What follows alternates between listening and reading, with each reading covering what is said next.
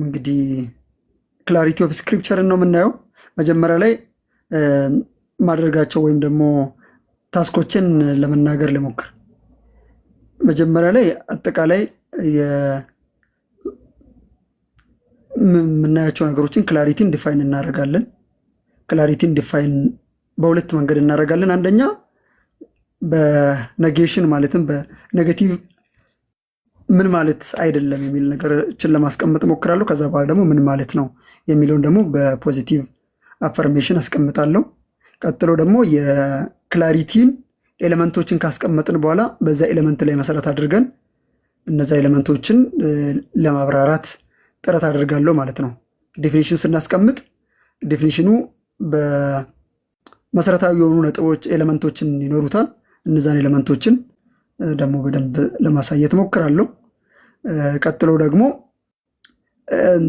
ክላሪቲ የሚቃወሙ ሰዎች የሚያነሷቸው ነገሮችን እሱንም ለመመለስ እሞክራለሁ። መጨረሻ ላይ ክላሪቲ ስነሳ ከስክሪፕቸር አትሪቢዩት ወይም ደግሞ የመጽሐፍት ባህሪያት ከሆነ ውስጥ አንዱ ኢንተርፕሪቴሽን ወይም ደግሞ የቅዱሳት መጽሐፍት አተረጓጎምን ማንሳታችን ግድ ስለሚሆን እሱም ላይ የተወሰኑ መሰረታዊ መርሆችን ከሶላ ስክሪፕቸር አንጻር ለመስጠት እሞክራለሁ ማለት ነው። መጀመሪያ ላይ አጠቃላይ እንደምታውቁት ሶላ ስክሪፕቸር ላይ ስር ካሉት አንዱ አትሪቢዩት ክላሪቲ ወይም ደግሞ ፐርስፔኪቪቲ ኦፍ ስክሪፕቸር እንለዋለን። ሶላ ስክሪፕቸር በጣም ሰፋ ያለ አስተምሮ ነው።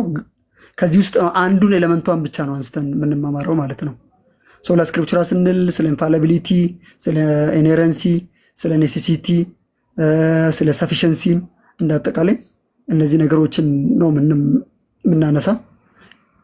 ለጊዜው ግን ዛሬ የምፈልጋት ፐርስፔኪቪቲ ወይም ደግሞ ክላሪቲ የምትለው መጽሐፍ ቅዱስ ግልጥ ነው፣ ቅዱሳት መጽሐፍቶች ግልጽነት ያላቸው መጽሐፍቶች ናቸው የሚለው ነገሮችን ለማሳየት ሞክራለሁ ማለት። ስለዚህ ኢንፋሊቢሊቲ አናወራም፣ መጽሐፍ ቅዱስ አውቶሪቴቲቭ ነው የሚለውን አናወራም፣ ኢኔረንት ነው የሚለውን አናወራም።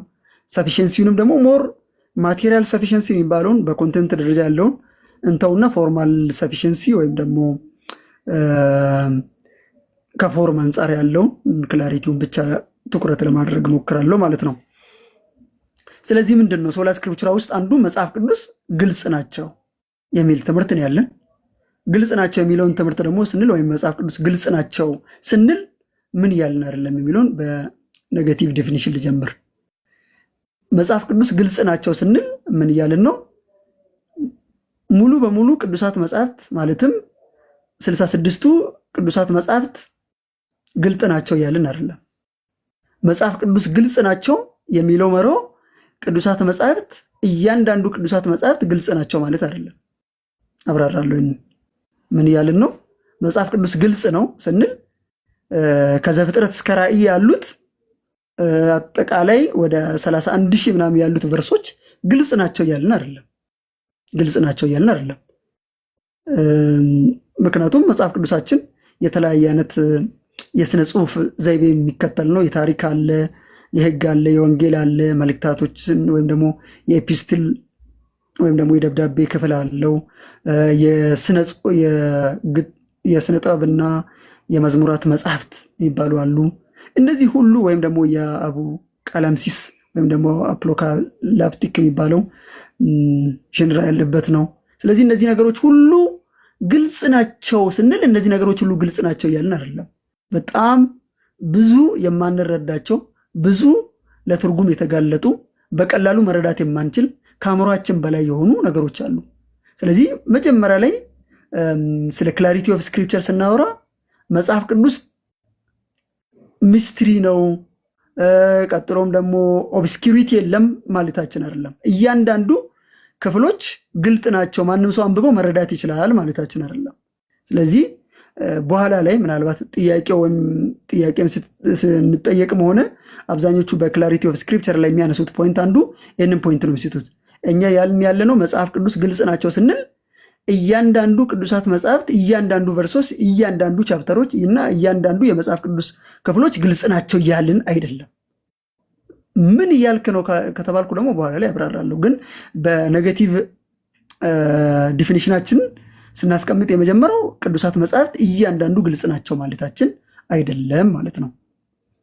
ሁለተኛ መጽሐፍ ቅዱስ ግልጽ ናቸው ስንል በቤተ ክርስቲያን ደረጃ ወይም ደግሞ በኮሚኒቲ ደረጃ ኢንተርፕሬት አይደረግም እያልን አይደለም።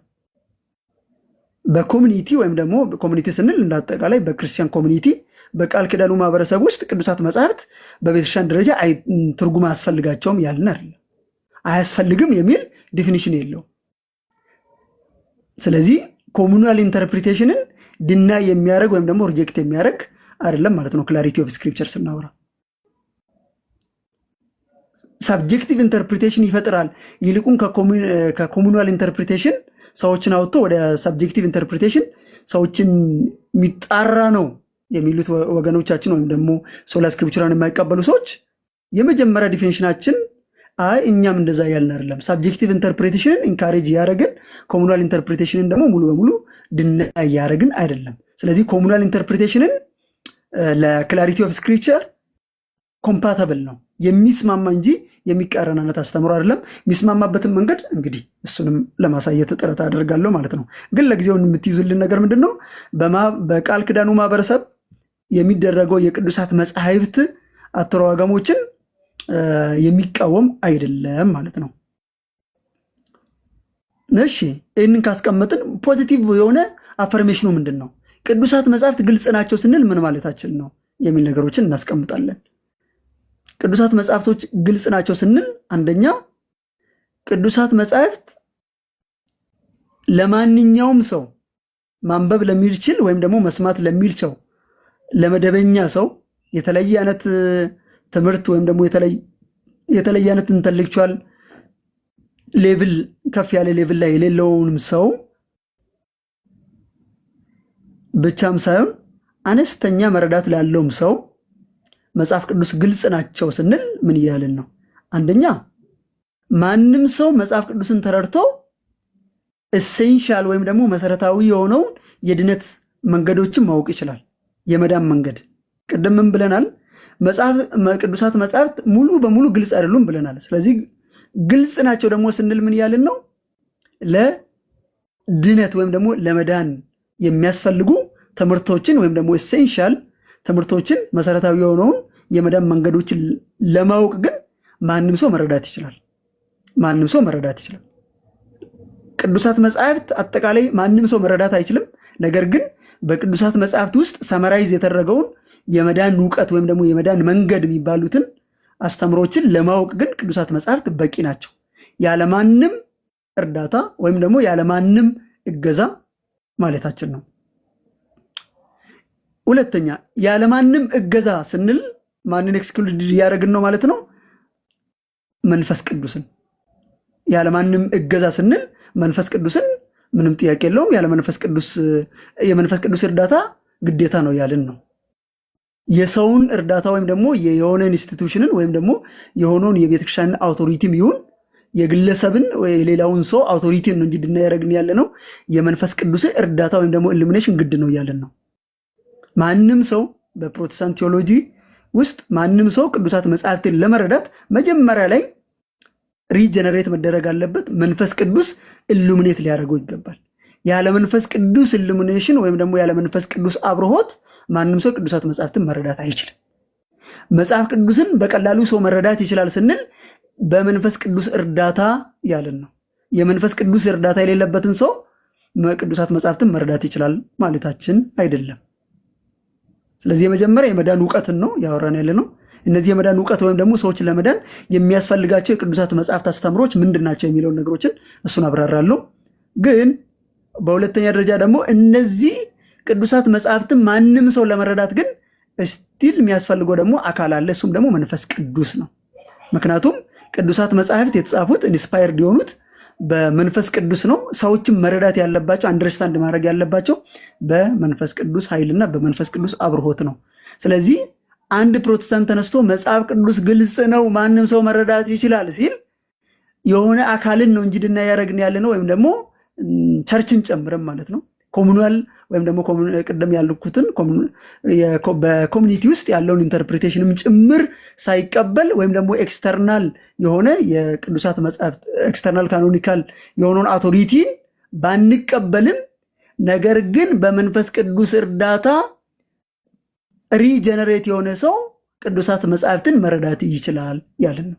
ይህን ስንል ግን የትኛውም የሰዎች ደረጃ የተማረም ይሁን ያልተማረም ይሁን ከተማ የሚኖርም ገጠርም ያለውም ሰው ግን ያንን ነገር ቅዱሳት መጻሕፍትን ለማንበብ ለመስማት እድል ያለው ወይም ደግሞ ያን ሁኔታ ያለው ሰው ማለት ነው። ሶስተኛ ደረጃ በመደበኛ የሆነው መንገዶችን መጠቀም አለበት። ግልጽ ናቸው። በምን ጉዳይ? በመዳን እውቀትን በማግኘት ግልጽ ናቸው። መንፈስ ቅዱስ ኢሉሚኔት በማድረጉ ግልጽ ናቸው። መደበኛ የሆነውን የቅዱሳት መጻሕፍት አጠናንን በመጠቀም ምንድን ነው እነዚህ መደበኛ ወይም ደግሞ ኦርዲነሪ ሚንስ የምንላቸው ነገሮች ምንድን ነው? ከሰውየው የሚጠበቀው ነገር ምንድን ነው ካልን አንደኛ ሰውየው ምናልባት ሰውየው ለመስማት አንደርስታንድ ማድረግ። ለምሳሌ ይህንን ስናወራ የሆነ ስለ አብኖርማል የሆነ ሰው አይደለም ያወራን ያለ ነው። ኖርማል ስለሆነ ሰው ነገሮችን መረዳት የሚችል በሳኒቲ ሌቭል ያለውን ሰውዬ ነው ያወራን ያለውን እንጂ ኢንሴን የሆነውን ሰውዬ ቅዱሳት መጽሐፍትን ብናነብለት ወይም ደግሞ ራሱ ቢያነብ ይረዳል ማለታችን አይደለም። ስለ አብኖርማሊቲ አይደለም ያወራን ያለው፣ ስለ ኖርማል ስለሆነ ሰው ነው ያወራን ያለው። ስለዚህ ቢያንስ ሜንታሊ ያ ሰውዬ ያ ነገር መስማት የሚችል ወይም ደግሞ ማንበብ የሚችል ሰው መሆን አለበት። ባይሰማም ወይም ደግሞ ባያነብስ ቅዱሳት መጽሐፍት ክላሪቲ ለዛ ሰውዬ በምንም መንገድ ሊደርስ አይችልም። የእግዚአብሔር ቃል ከመስማት ነው፣ መስማትም የእግዚአብሔር እምነት ከመስማት ነው፣ መስማትም የእግዚአብሔር ቃል ነው ይላል። ስለዚህ ያ ሰውዬ የሆነ ነገር መስማት አለበት። የመዳን እውቀት ሰውየው ጋር የሚደርስባቸው መንገዶችን ግዴታ ያ ሰውዬ እርሱ ጋር ሊኖር ይገባል። ስለዚህ የመጀመሪያው ኖርማል ኮርስ ወይም ደግሞ ይሄ መደበኛ የሆነውን ቅዱሳት መጽሐፍትን ለማወቅና ለመረዳት ሊያግዙ የሚችሉ መንገዶችን መከተል አለበት። መስማት፣ ማንበብ። ቀጥሎ ደግሞ ምናልባት የተማረ ሰው ከሆነ ስነ ቋንቋውን የቅዱሳት መጽሐፍትን ቋንቋ ማጥናት ሊሆን ይችላል። ቀጥሎ ደግሞ በጸሎት እግዚአብሔርን በመጠየቅ እነዚህ ነገሮችን በማድረግ ቅዱሳት መጽሐፍት ለዛ ሰውዬ ግልጥ ይሆናሉ። ስለዚህ መደበኛ የሆነውን መንገድ መከተል አለበት። ፖዚቲቭ አፈርሜሽኑ ላስታውሳችሁ፣ 3 ነገር ነው ያወራው ያሉት እስካሁን።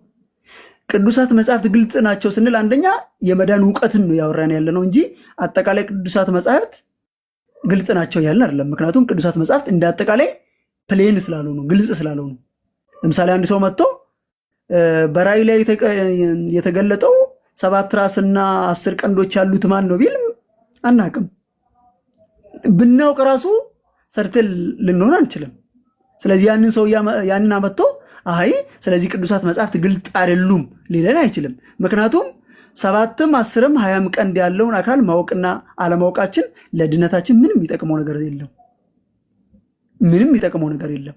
ያንን ካላወቃችሁ 7 ቀንድ ያለውን አካል ወይም ደግሞ 10 ቀንድ ያለውን እገሌ ብላችሁ ስለተረጎማችሁ የሚለው ምናልባት ለቅዱሳት መጽሐፍት ያለን ታማኝነታችን ከጎደለ እንጂ ከድነታችን የሚያጎድል ወይም ደግሞ ከህይወት መዝገብ የሚያጎድልን መረዳት አይደለም።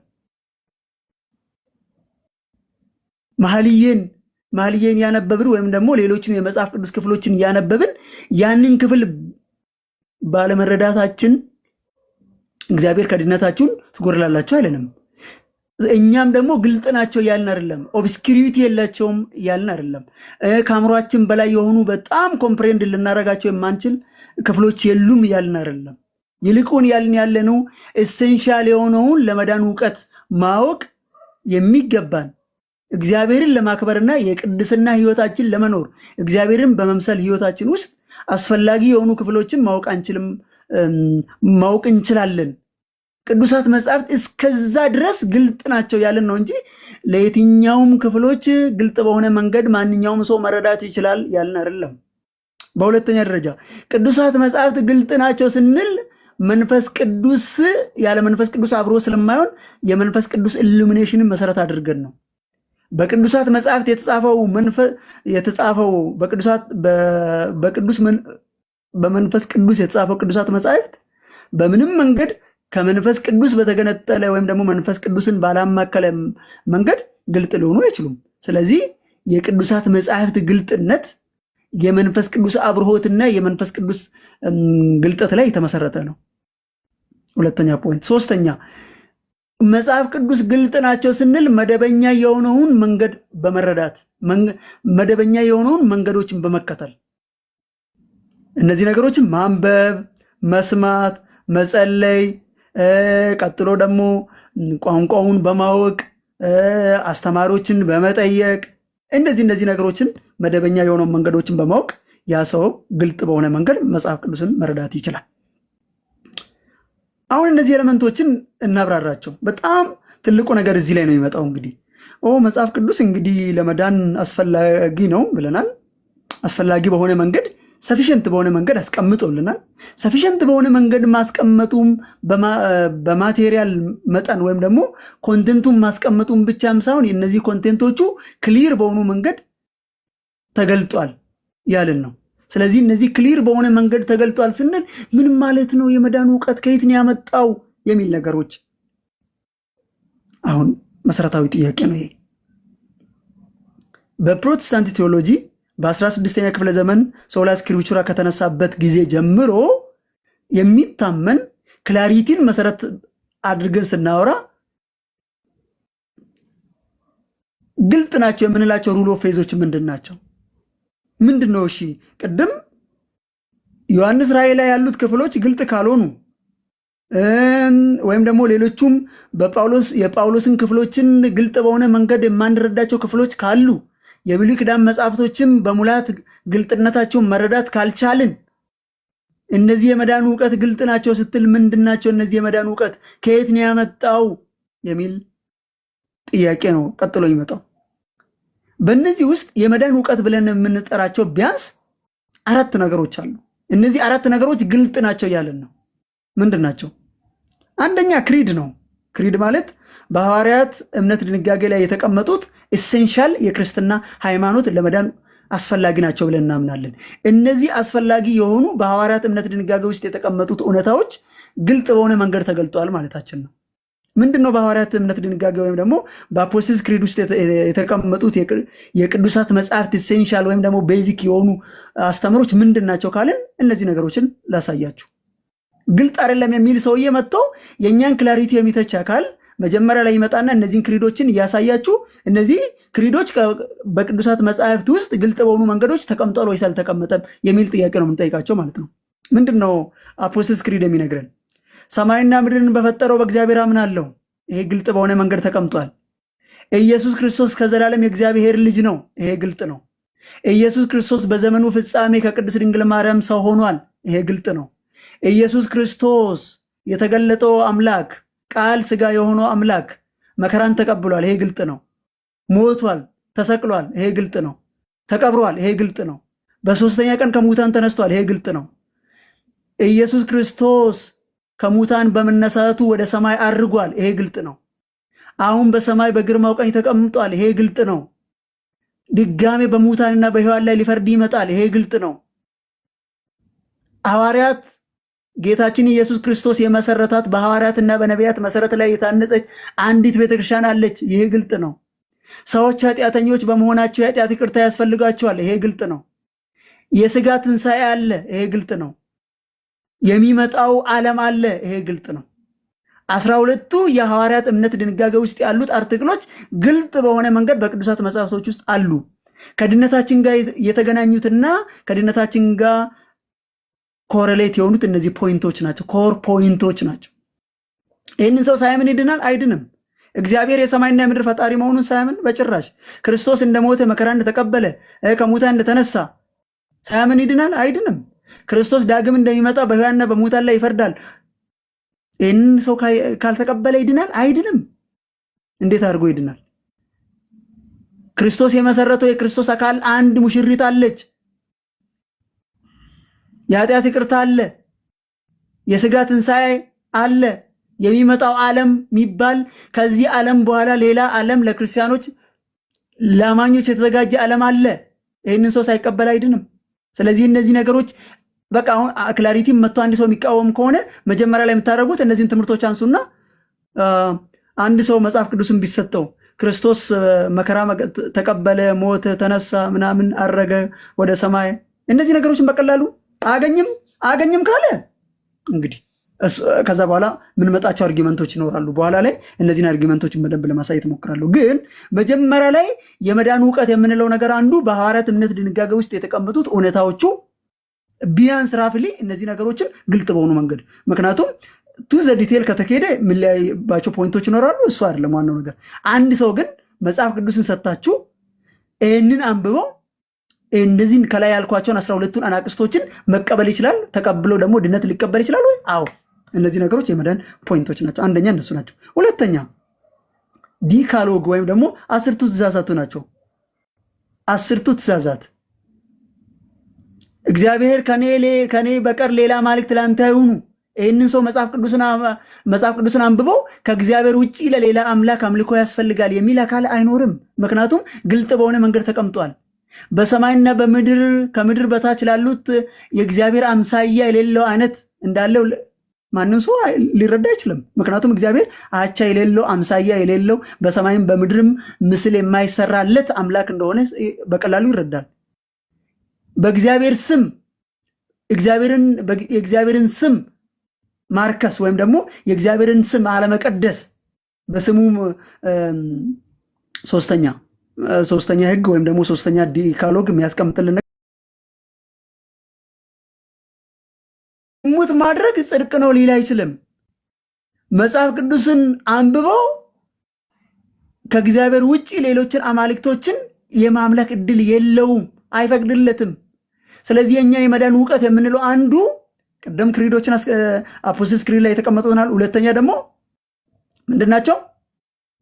10 ትእዛዛት። 10 ትእዛዛት ግልጽ በሆነ መንገድ ነው የተቀመጠው። በቃ እዚህ ላይ ምንም ኮምፕሮማይዝ አይደረግም። ክላሪቲ ስንል እነዚህ ነገሮችን ነው የምናወራው እንጂ እነዚህን ትእዛዛቶችን ነው እንጂ የምናወራ ቅደም እንዳልኩ አሁንም ስለ 7 ራስና ስለ 10 ቀንዶች አይደለም ያወራን ያለ ነው። ስለሱ አይደለም። ስለሱ ከሆነ ግልጽ አይደለም፣ ማንም ሰው ሊረዳ አይችልም። ማንም መደበኛ የሆነ ሰው መደበኛ የሆኑ ሚንሶችን ተጠቅሞ እንዲህ አይነት ድምዳሜ ላይ ሊደርስ አይችልም።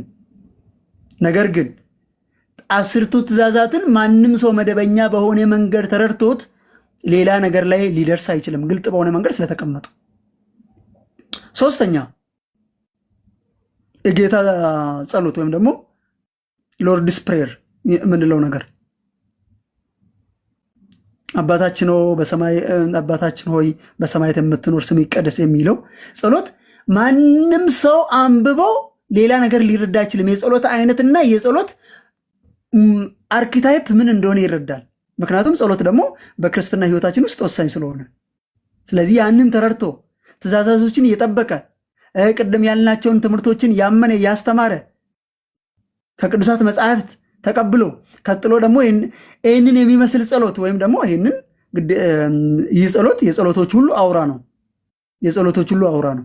ምክንያቱም ጸሎት ምን መምሰል እንዳለበት የሚነግረን የጸሎት አይነት ነው። ሶስተኛ እሱ ነው። አራተኛ ደግሞ ኢንስቲትዩሽን ኦፍ ሳክራመንት ነው። ኢንስቲትዩሽን ኦፍ ሳክራመንት እግዚአብሔር በቅዱሳት አንድ ሰው መጽሐፍ ቅዱስን አንብቦ 2 ሳክራመንት ወይም ደግሞ 2 ምስጢራት ጥምቀትና የጌታ እራት የሚባሉ እንዳሉ አንድ ሰው እነዚህ ነገሮችን መፈጸም እንዳለበት በጭራሽ አለመረዳት አይችልም።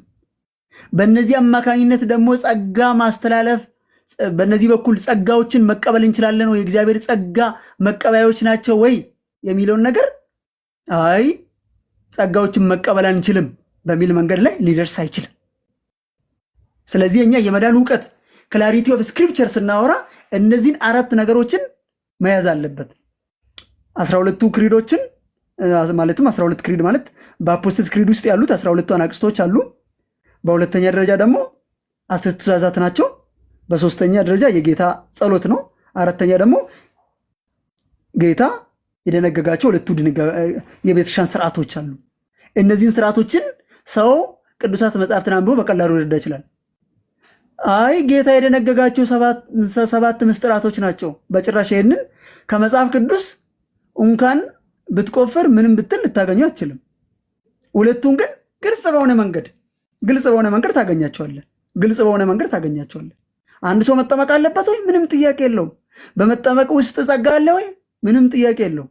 የጌታ እራት ጌታችን ኢየሱስ ክርስቶስ በዕለተ ዓርብ ሳይሰቀል በፊት ደንግጎን? አዎ። ኢንስቲትዩሽን ኦፍ ሳክራመንት ግልጥ በሆነ መንገድ ቅዱሳት መጽሐፍታችን ይነግሩናል። ስለዚህ ቅዱሳት መጽሐፍት ክሊር ናቸው ስንል ምን ያለን ነው?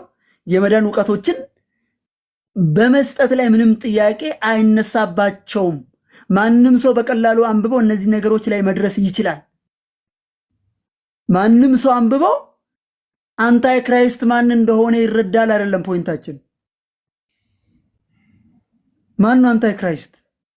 የክርስቶስ ተቃዋሚ መንፈስ ማን ነው የሚል ላይ በጭራሽ ሊደርስ አይችልም። ነገር ግን ክርስቶስ ሞቷል፣ ተሰቅሏል፣ ዳግም ይመጣል። አዎ። እዚህ ውስጥ አሁን አራት ውስጥ አንድ ሰው ክላሪቲ ወይም ደግሞ እነዚህ ነገሮችን ተቀብሎ ሙሉ በሙሉ በምንም መንገድ ሜሮሎጂ ከዚህ ውስጥ ሊያወጣ አይችልም። ማንም ሰው ያለ እግዚአብሔር ጸጋ መዳን ይችላል ወደሚል ነገር ሊመጣ አይችልም። ስለዚህ የመዳን እውቀት የምንላቸው እነዚህ አራት ነገሮችን ያዙልኝ። ክሊር ናቸው ስንልም እነዚህ አራት ነገሮችን ናቸው፣ በቀላሉ መረዳት እንችላለን የሚል ነው። ቀጥሎ እነዚህ ደግሞ ክሊር የሚሆኑት በምን መንገድ ነው? በመንፈስ ቅዱስ እርዳታ ነው። እነዚህን በመንፈስ ቅዱስ እርዳታ ደግሞ የምናገኝበት መንገድ አንድ ሰው ጤናማ በሆነ መንገድ አንብቦ ተረድቶ ጸልዮ እግዚአብሔርን ጠይቆ ናቸው። መደበኛ የሆነውን በቤተክርስቲያን ውስጥ ያለውንም ነገሮችን ኮንሰልት እያደረገ ማለት ነው። ስለዚህ እስካሁን ሁለት ነገር ነው እስካሁን ያወራሁት። አንደኛ ክላሪቲ ኦፍ ስክሪፕቸር ምን ማለት አይደለም የሚለውን ነገሮችን አስቀምጥን። ቅዱሳት መጽሐፍት እንዳጠቃላይ ግልጥ ናቸው ማለታችን አይደለም። በሁለተኛ ደረጃ ደግሞ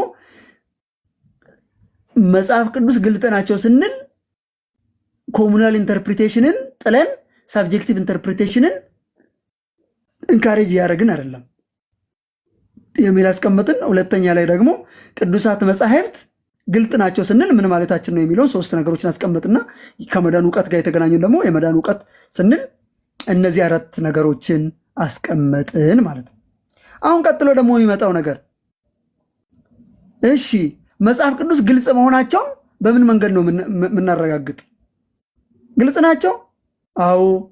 ግልጽ መሆንን ከየት ነው ያገኘው የሚል ነገሮችን ደግሞ አሁን ከላይ ያስቀመጥኩትን ኤሌመንቶችን ክላሪቲውን ፕሩቭ ሊያደርጉልን የሚችሉ ነገሮች ደግሞ አንደበት ላይ ነው ያስቀመጠው፣ ምላስ ላይ ነው ያስቀመጠው። እግዚአብሔር የመዳን መንገድን ሕጋቶችንም ደግሞ ግልጽ በሆነ መንገድ ነው ያስቀመጠው። ዘዳግም 30 ከቁጥር 11 እስከ 15 ካነበባችሁ በኋላ ደግሞ ዘዳግም 6 ከ4 እስከ 9 ያለውን ክፍል ደግሞ ስታዩ በቃ ለእስራኤል ማህበረሰብ ወይም ደግሞ ለቃል ኪዳን ማህበረሰብ የተሰጠበት መንገድ ቀላል ነው። ሕጉን እሰሩት፣ ህይወታችሁ አንገታችሁ ላይ አድርጉት። ምክንያቱም በየጊዜው ሜዲቴት የምታደርጉት ነው፣ በየጊዜው የምታስቡት ነው፣ በየጊዜው ኢኮ የሚያደርግ ስለሆነ ስለዚህ ግልጥ መሆን አለበት።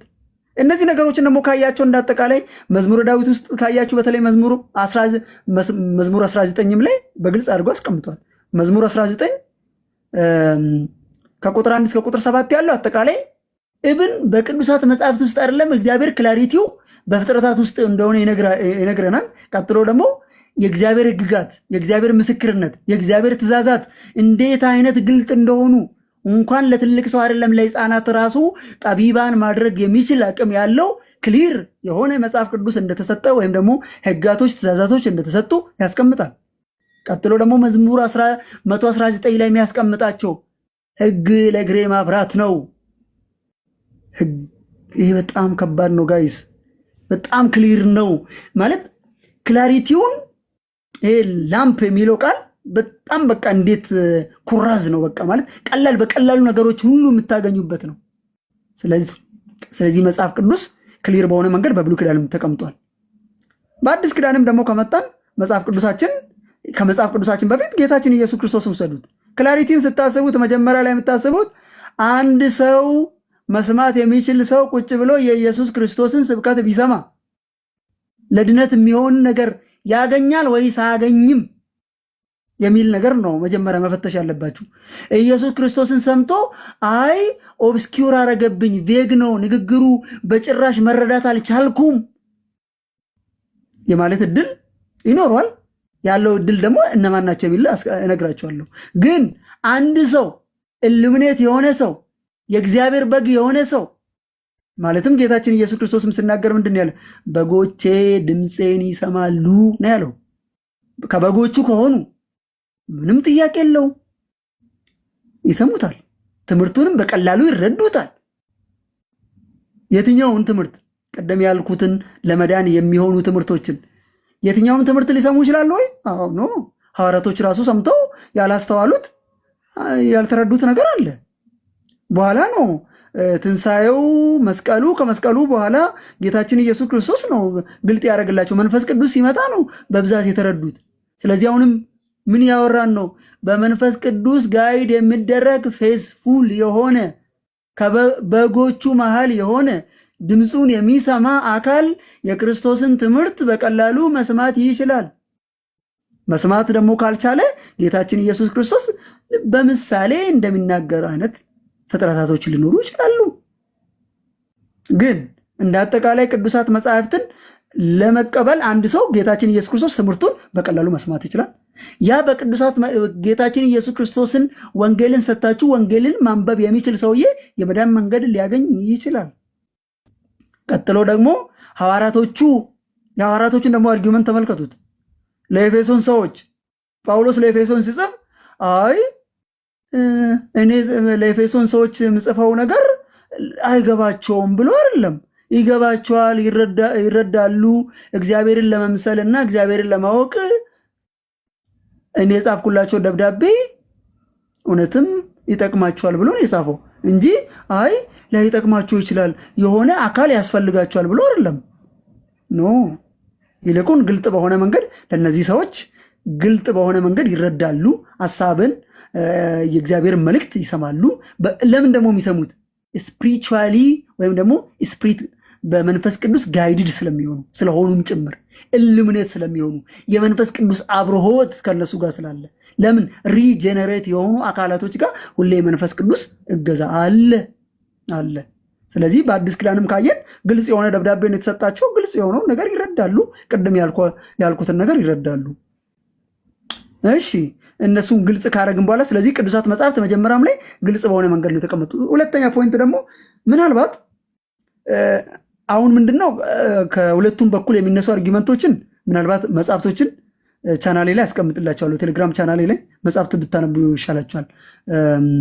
የኔም ፓወርፖይንት ምናምን ከምታነቡ መጽሐፍቶች አሉ። እነዛ መጽሐፍቶችን ታያላችሁ እዛ ላይ እና ሁለተኛ ላይ ያስቀመጥኩት ምንድን ነው አንዱ የሚነሳበት ፖይንት አይ በጥንት አባቶች አይታወቅም የሚል ነው። የጥንት አባቶች እንዴት አድርጎ ክላሪቲ እንዳስተማሩ ከመጽሐፍቶቹ በኋላ ላይ ሪኮመንድ አደረጋቸዋለሁ። መጽሐፍቶችን ደግሞ አስቀምጣቸዋለሁ። ስለዚህ የአባቶችን እንለፍና ሶስተኛ ከስና መክኖ አንጻር ምስኪን እንጠቀም። የምንጠቀመው የመጀመሪያ ስና መክኖ ምንድን ነው? እግዚአብሔር የሰዎችን መዳን ይፈልጋል። ሰዎች እንዲድኑ ይፈልጋል። ሰዎች እንዲድኑ ይፈልገው እግዚአብሔር ደግሞ ወንጌሉን ቃሉን ገልጧል። ሰዎች ቃሉን ሰምቶ ወደ እግዚአብሔር መምጣት አለባቸው። ሰዎች ደግሞ ቢያንስ መስማት ያለባቸው ቢያንስ በራሳቸው ምክንያቱም ሪስፖንሲቢሊቲ ሲመጣ ሁሌ እግዚአብሔር ሲጠይቀን እገሌ እንደዚህ አድርጎ ተርጉሞ አሳስቶኛል ብለ እግዚአብሔር የደጋ መጠየቅ አችልም። አይ እግዚአብሔር ሆይ እኔ እኮ ያልተቀበልኩ መምህር እገሌ ወይም ደግሞ ቤተክርስቲያን እገሌ እንደዚህ ብላ ተርጉማልኝ ነው እንደዚህ የመዳን ዕውቀቶችን ጋር ያልደረስኩት አትለውም። ስለዚህ ያንን ሪስፖንሲቢሊቲ እግዚአብሔር በግል ነው የሚጠይቀን። ስለዚህ በግል እግዚአብሔር ያንን ቃሉን ገልጧል። ስለዚህ ያ ቃል የምንጠቀመው አንዱ ፖይንት ምንድነው? የእግዚአብሔር ቃል ኤፌክቲቭ ኮሚኒኬተር ነው። እግዚአብሔር ነገሮችን ሁሉ ኮሚኒኬት በሚያደርግበት ጊዜ ውጤታማ በሆነ መንገድ ነው ኮሚኒኬሽኑን የሚሰራ። በዚህ በኢሳይያስ ምዕራፍ 55 ቁጥር 11 ላይ እግዚአብሔር የተናገረው ነገር አለ። ቃሉን ይልካል። ቃሉ ኤፌክቲቭ የሆነ ስራ ሰርቶ ይመልሳል፣ በከንቱ አይመለስም። እግዚአብሔር ቃሉን ልኳል። ያ የተላከው ቃል ደግሞ ፍሬ አፍርቶ ነው መመለስ ያለበት። ስለዚህ አንዱ ሎጂካችን ምንድነው? እግዚአብሔር የሰዎችን መዳን የሚፈልግ ከሆነ ሰዎችም ደግሞ በቀላሉ ተረድቶ እግዚአብሔርን እንዲከተሉት ለማድረግ ከተፈለገ ኦብስኪሪቲ መኖር የለበትም፣ መሰወር የለበትም። እግዚአብሔር ከሰወረ ምንድን ነው? ከባድ ነው። ለምን? መዳናችን ይፈልጋል፣ ግን ሰውሮብናል። በቃ ሰወረብን። እናነባለን፣ አንረዳም። ምንም ነገር እንከፍታለን፣ እንገልጣለን፣ ምንም በቃ የተሰወረ ነገር ነው። ስለዚህ እግዚአብሔር ምንድን ነው? የተሰወረ ነገር ነው የሰጠን። ስናነበው ምንድን ነው? 7 ቀንድ ነው የሚለው፣ 10 ራስ ነው የሚለው። ምንድን ነው ጌታዊ 7 ቀንድና 10 ራስ? ምንም። ስለዚህ የመዳን እውቀታችን ምንም ስለ 7 ቀንድና 10 ራስ ነው ምንም መረዳት አንችልም። ስለዚህ እግዚአብሔር በመጨረሻ ቀን ምን ብሎ ነው የሚጠይቀን? ምንድን ነው የሚለን? ቃልን ገልጬላችሁ ነበረ፣ ግን አልተረዳችሁም፣ አልሰማችሁም። ወንጌል ግልጥ አድርጌ ወንጌልን ልኬ ነበር፣ ግን ወንጌልን አላመናችሁም። እንዴት ይላል? 7 ራስና 10 ቀንዶችን የነገረኝ እኔ 7 ራስና 10 ቀንዶች እንዴት አድርጌ ነው የምረዳው? የተሰወረውን ነገር እንዴት አድርጌ ተረድቼ ነው እግዚአብሔር ፊት ቆሜ ኦ እግዚአብሔር አንተ ግልጥ የሆነው ወንጌልን ገልጠ ነበረ፣ ግን ወንጌልን በጭራሽ አይቻልም። ስለዚህ የመጀመሪያ የምናቀርበው ነገር ምንድን ነው? እግዚአብሔር ግልጥ አምላክ ነው። ግልጥ የሆነበት መንገድ ደግሞ ራሱን ዝቅ አድርጎ በእኛ ቋንቋ ነው የገለጠው። በሰዎችና በእግዚአብሔር መካከል እጅግ ምጡቅ የሆነ ባውንደሪ አለ፣ የማይታለፍ ባውንደሪ አለ። የፍጥረታትና የፈጣሪ ባውንደሪ እጅግ የተራራቀ ነው። በምንም መንገድ ምንም ፖይንት ኦፍ ኮንታክት የለውም። ነገር ግን እግዚአብሔር በምሕረቱ ባለጠጋ ስለሆነ እግዚአብሔር ሰው ሆነ። እግዚአብሔር የሰዎችን ቋንቋ ተጠቀመ። እግዚአብሔር በሰዎች ቋንቋ አማካኝነት ሰዎችን ወደ ድነት መንገድ ጠራ። ስለዚህ የሰዎችን ቋንቋ እግዚአብሔር ሪዲም አድርጎታል።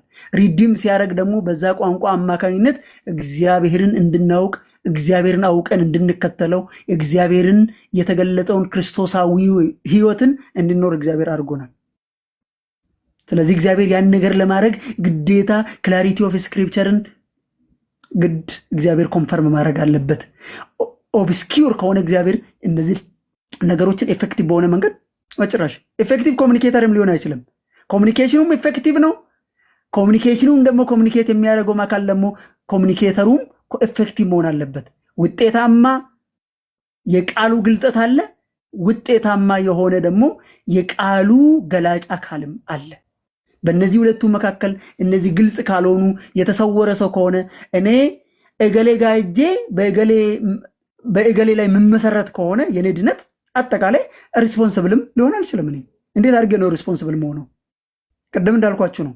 የሆነ ሰው አሳስቶኛል። በቃ እግዚአብሔር እኔ በቃ አንተ የሰጠኝ ለምሳሌ ብዙዎቹ እንደሚሉት የሆነ አካል ላይ ያስቀምጦት ከሆነ ኢንፋሊብል በሆነ መንገድ የሆነ አካል ላይ ያስቀምጦት ከሆነ ስለዚህ እግዚአብሔር እሱ ነው ያሳሳተኝ ብዬ እኔ እዛ ላይ የሚየን ወደ ብዬ ልክክ ማድረግ እችላለሁ። ግን እንደዛ አላረገም እግዚአብሔር።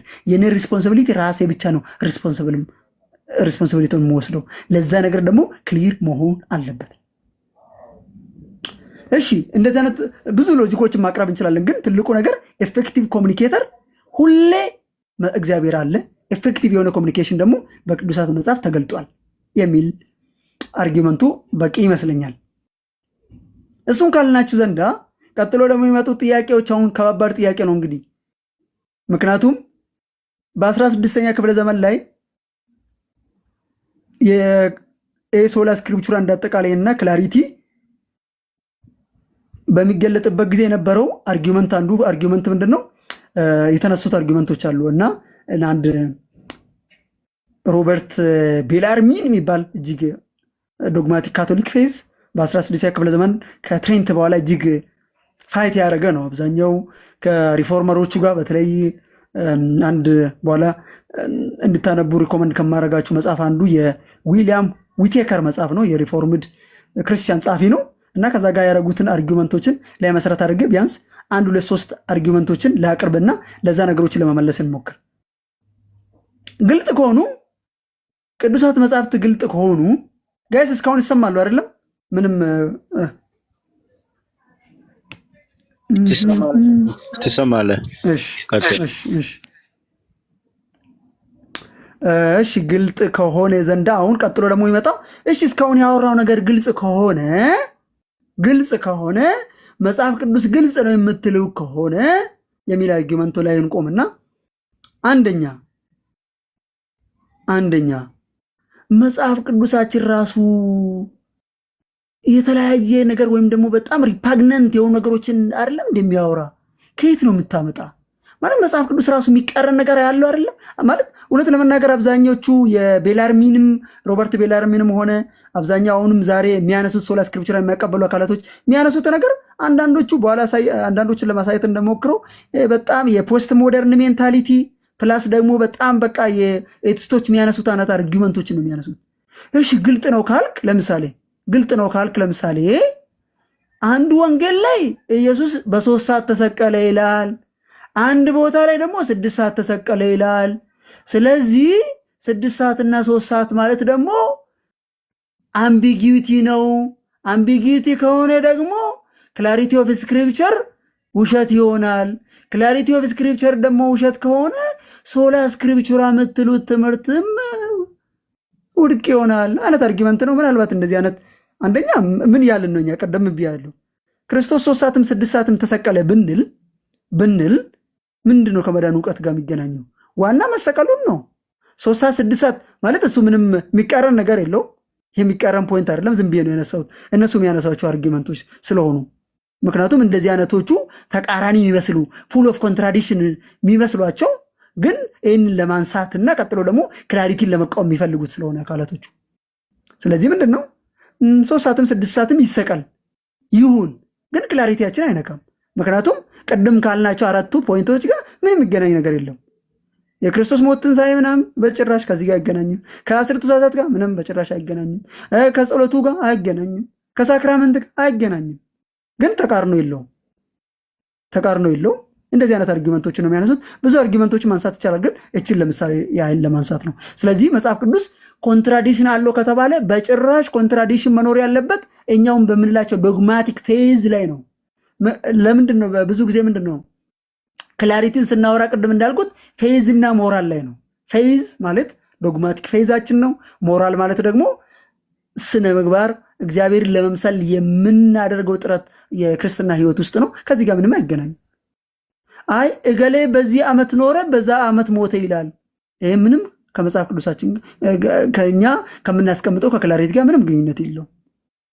አይ እዚህ ቦታ እንደዚህ ይላል፣ እንደዛ ቦታ እንደዛ ይላል። አሁንም በጭራሽ። እሺ አንደኛ ፉል ኦፍ ኮንትራዲክሽን የሚለውን አሳይቻቸዋለሁ። እሱ ብዙም ከክላሪቲ ጋር አይሄድም። ሁለተኛ ከክላሪቲ ጋር ደግሞ ምን ይላሉ? መጽሐፍ ቅዱስ ራሱ ዲስፕሩቭ ያደርጓል። እንዴት ስንላቸው ለምሳሌ የሚያነሷቸው ክፍሎችን እናንሳ። አንደኛ ሁለተኛ ጴጥሮስ ምዕራፍ 3 ቁጥር 16 ያለው ክፍል እዛ ላይ ጴጥሮስ ምን ይላል? ከጳውሎስ መልእክታቶች አንዳንዶቹ ለመረዳት የሚያስቸግሩ አሉ ይላል። ጳውሎስ ጴጥሮስ የማን ጽሑፍ? የጳውሎስ። ስለዚህ ምንም እኮ እናንተ የምትሉት ነገር ውሃ የሚያነሳ አይደለም። ለምን? ጴጥሮስ ራሱ የጳውሎስን መልእክትን መረዳት አንችልም ብሏል።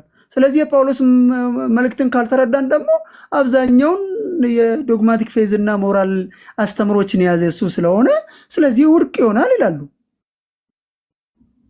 እንዴት አድርገን የምንመልሰው? በጣም ከባድ ነው ጋይዝ። ክላሪቲን በቃ የሚያፈርስ ትምህርት ነው ይሄ እንልና ቀጥለን ደግሞ በቀላሉ ነው የምንመልሰው። ምክንያቱም ጴጥሮስ ምንድን ያለው? አንዳንዶች የሚያስቸግሩ አሉ በጳውሎስ ውስጥ አለ። እውነት ነው፣ ምንም ጥያቄ የለውም። የጳውሎስ መልእክታት ውስጥ አንዳንዶቹ በጣም ለመረዳት የሚያስቸግሩ ነገሮች አሉ። ቅድም ለምሳሌ እንዳልኳችሁ ተሰሎንቄ ላይ የክርስቶስ ተቃዋሚ ማን ነው እሱ? እኛ አናውቅም። እውነት ለመናገር ማን ነው የክርስቶስ ተቃዋሚ? መረዳት ትችላላችሁ? አንችልም። ቀጥሎ ደግሞ በጣም የተነሱ ነገሮች አሉ። ከራፕቸር ጋር የተገናኙ ምስጢር የሚል ነገሮች፣ አንዳንዶች መረዳት የማንችላቸው ነገሮች አሉ። ግን እነዚህ